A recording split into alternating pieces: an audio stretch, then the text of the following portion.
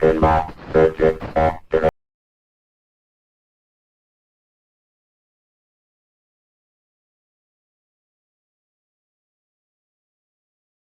All right, we're gonna get started on the Dolly. What I've done is I've already gutted this cabinet in the head. I'll show you all the pieces over here. Standard procedure like I've done in my last videos, just make sure if you're gonna do this that you take a lot of pictures, document where everything goes beforehand before you start taking things off so you don't get confused, and keep everything in some sort of order so that again, it just makes it easier right now when you go to put things back together. I did a little bit of repair on the underside here, which I'll show you. The rest of it looks pretty solid. So I'll show you where I'm at. All right, so here's all the parts from Dolly. This is the lamp driver board. It may be okay, but I'll show you the MPU here in a minute, and that's gonna be replaced. So I'm gonna go ahead and replace this as well. I got the package deal for that. This is the soundboard, your power supply, and here is your cabinet harness. I do need to tape these. One little tip that I didn't do yet on these flipper switches, just so you don't lose these screws, just put masking tape around there so they stay together. I'll do that in a minute. Tilt board looks fine. This is a little crusty. I'm probably just going to clean it up and see if it works. I do have another one of these switches if I need it. The power cord will be replaced, obviously. Here is the MPU, which is going to be replaced. You can see there's a lot of corrosion here, and it goes down into this section here as well. I don't know if you can see that or not. Let's see. Yeah. See all that corrosion? So I'm not even going to mess with that. Not to mention the fact that the headers, a lot of the wires are bent and stuff. So this is just going to get replaced. There is a universal board set that you can buy from Alltech that works really well. So I'm just going to do that. I'll throw that in my extra circuit boards for later. That's the MPU from Frankenstein that is bad. Will be replaced. That's actually the problem with Frankenstein if you've been following that. Here's the rest of the parts for the cabinet. Let me just zoom out here. So rest of the parts for the cabinet, I just try and keep them together. Got my little divider container there for all the fasteners and things. Here's stuff that I've already tumbled. Came out pretty good actually. There's your shooter plate. All right, so we have stripped most of the paint off. I use 80 grit sandpaper on my random orbit sander to do that and get just most of it off. Don't get too aggressive with it because it is pretty stout stuff and it will start to eat into your plywood. You don't want to do that too much. Plus, 80 grit tends to leave a lot of swirls in the finish, and if you just get too aggressive with it, you'll have to do some more skimming and stuff to get a good finish later on. So what I do is just use the 80 grit to get 95% of the paint off and then stop there, do my major fills and repairs, and then I'll go back with 120 grit, sand all this down, sand everything flush. And then 120 grit's usually okay to then go back and prime over. And then once I get a coat of primer on it, I generally will sand the primer with 220 grit in between coats of primer and finish coating. So that's kind of how I do it. I'm sure other people do it differently. That's fine, whatever. So only good news is on this cabinet, after I repaired the bottom, the only other major repair to be done is this bottom corner here. And this is particle board, as you can see. So what I've done is taken an X-Acto knife and just chipped away all of the loose particle board, so I'm down to a fairly solid surface. And I do that just because the Bondo needs something to grab onto, and if you don't get down to solid particle board, when you go to sand it, that Bondo's just going to flake right off because it's not going to adhere to the bottom. So once again, Bondo fiberglass, I use this stuff for anything that's going to be on an edge or that could get knocked, because regular Bondo, if you put it on an edge, as soon as somebody moves this pin around or it gets hit or whatever, it's going to make a chunk out of it. So don't use regular Bondo on stress areas or on areas that are possibly going to get hit or dinged or whatever. Now this fiberglass Bondo isn't perfect. It'll still ding a little bit as well, but it's not nearly as bad as the regular Bondo. Regular Bondo I only use for flat surfaces where you're not going to get very much chance of getting a ding. Like these little holes for where the other feet were, for the bottom of this, I'll fill that with regular Bondo. But like this, where you have a leg that was hitting, a lot of times I will do some of this, especially if they're deep, with the fiberglass Bondo, only because I put leg protectors on here. So on all my restorations, I'll put a metal leg protector on here, which stands the leg off of the wood just a little to prevent this problem. But this is caused by people, you know, bumping the machine or whatever, and that leg flexes back and forth and presses into the wood. So if, you know, like this kind of a situation is one where I would probably try and use fiberglass Bondo for this part.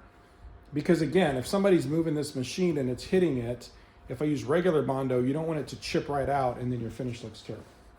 So, but again, I use leg protectors for precisely to prevent that problem.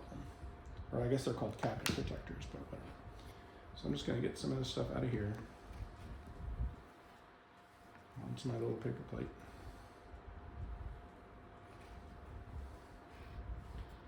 Try and mix up a little more than I think I'm going to use, just so I don't run out midway. All right, so got the goop there. This is regular old cream hardener, and it doesn't take a ton. If you put too much cream hardener in this, in any Bondo, it's going to set up too quickly, and you're not going to be able to have the working time that you need. There's videos out there about how much to put into Bondo. You can watch those. I put kind of a little, I would say smaller than a dime-sized circle into the center, and then just make sure that you mix it all up to where all the blue is gone. Okay?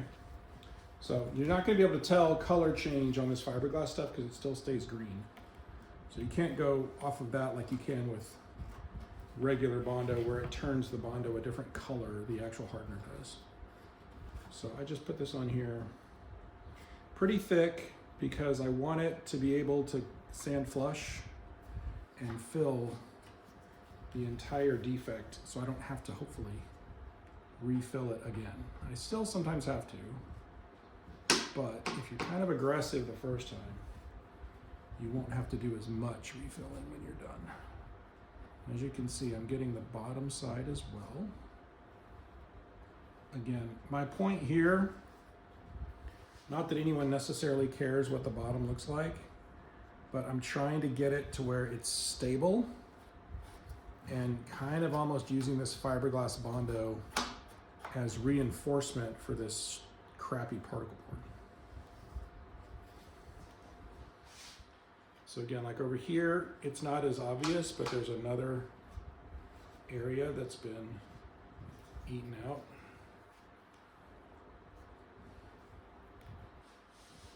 And this is just this era of Bally. This was late 70s, and they just, you know, these games were never meant to be still operating 50 years later. They were built to go into an arcade and be abused for a few years and then discarded or moved on or whatever. So when we come back and restore them, we have to deal with all that. This stuff will set up and be sandable. I usually give it an hour. It probably actually sets up sooner than that. But I give it an before I go back and sand. Today it's pretty cold outside, so I'm not going to be doing too much. So, all right, there's that repair. I'll come back after I've sanded. The weather has turned a bit nasty here, so we're going to have to put the cabinet restoration on hold until it warms up because I can't paint right now. So I'm going to go ahead and get started on this playfield, and I'll just kind of walk you guys through how I do a playfield swap. So the first step, and the only thing I've done so far, is removing all of the plastics. They're all sitting over there. It's going to get all new plastics, but the point is that I don't start removing actual hardware until I get all the plastics off, because I want to get a good shot of where everything goes back. You'll see that like these screws that hold on the corner plastics, I've put back where they go. And that's just because I'm going to take a video of this whole thing so that I know exactly where everything goes back. As I remove rubbers and posts and things, I will put the screws back in. So what I'll end up with is a depopulated playfield with just the hardware fasteners just in their holes. And then I'll get a good shot of all that, so I know exactly where everything goes back. So I'm gonna get started doing that. So you end up with something like this. All I've done is take all the posts off. I've counted them up. There are 36 red beehive posts. I throw all those away. There are 8 of these white posts. Now these are reusable. You can clean them up. They're also super cheap to replace, so I'll probably just replace them. But I will throw these in my ultrasonic cleaner and some simple green, and I'll keep them as a stash for if I need 1 or 2 later on at another project. Otherwise, everything else has been removed, and it's just all of the posts, or all of the hardware. So again, what I'll do now is go through and do a nice video of this whole playfield, showing where every single one of these goes, so that when I go to rebuild it, every fastener goes back in the right spot. I've also made a parts list for the game, so I need these caps here that I'll see. Probably have to go to Pinball Resource for that. I'm going to order all new stand-up targets. I have actually pulled out of my stash the replacement parts for the pops, so that should be fine. I've got the pop rings over there, and then this is all just hardware that came off the game that I will tumble in my tumbler to shine up. So at this point, I can make my hardware order for the top side of the playfield, and I can get that in with Pinball Live, so I can get that in a few days and keep going. So the next step is to video this, remove all these fasteners, get them all started tumbling in the tumbler, and then probably I will flip it over, remove the flipper bats, take the pops out, and then really the first step in the playfield swap is the blind nut insertion into the new playfield. So I will be back with that in a bit. Okay, so when you're removing the little wood side rails on these Bally games, you have to realize that they use these really long brads to attach them.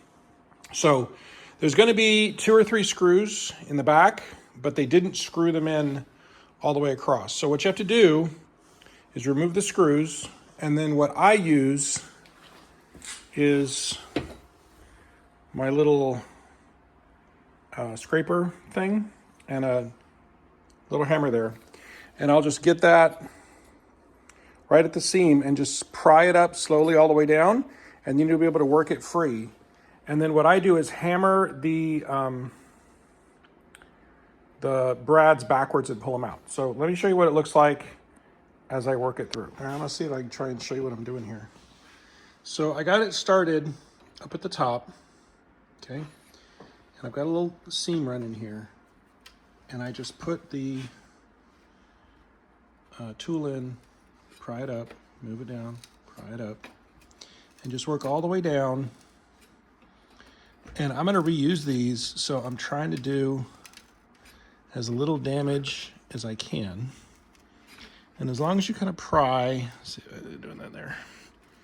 As long as you kind of keep prying from a little bit at a time, you should be able to get things up without too much trouble. Okay, so now you can see, and you can see all the brads that are in there. Now what I'll do is come into a bigger space like this and give it a good shove. Sometimes you get up to the top. And again, just keep working this all the way down until you get it freed up. Now these are really long, so it does sometimes take some time, and whoever put this one together at Valley was really aggressive on the brads here. There's a bunch of them, which isn't ideal, to be honest.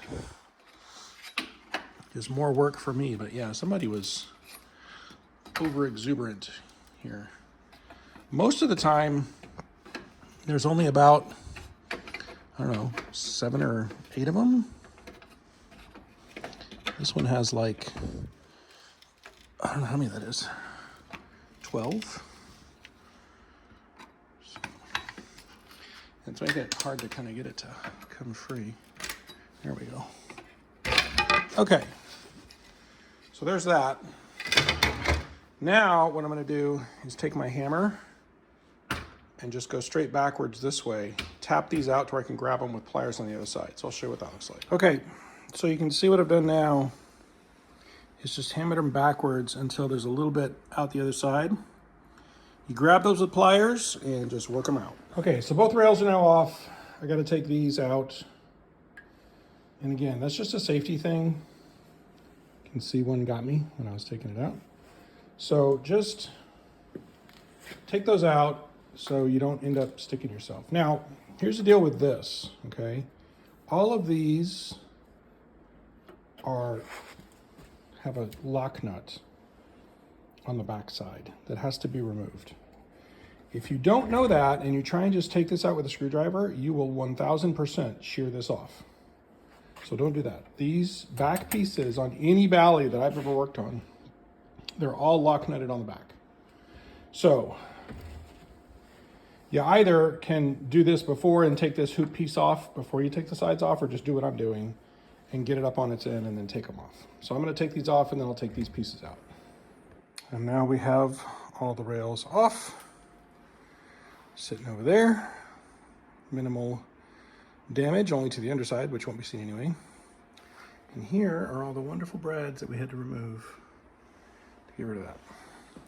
So now what I'll do is put this on its top so the bottom side is facing up, and we can start to depopulate things, take the pops off, etc. Okay, quick update.